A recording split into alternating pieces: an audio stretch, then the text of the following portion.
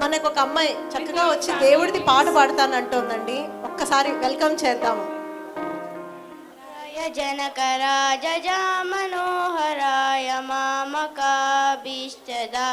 महितमङ्गलम् कोसलेशाय मन्दहासदासपोषणाय वासवादिविनुतसत्वराय मङ्गलम् चारुकुङ्कुमोपेतचन्दनादिचर्चिताय हारकटकशोभिताय भूरिमङ्गलम् ललितरत्नगुण्डनाय तुलसीवरवारिकाय जलजसदृशदेहाय चारुमङ्गलम् देवकीसुपुत्राय देवदेवोत्तमाय भावजा गुरुवराय भव्यमङ्गलम् पुण्डरीकाक्षाय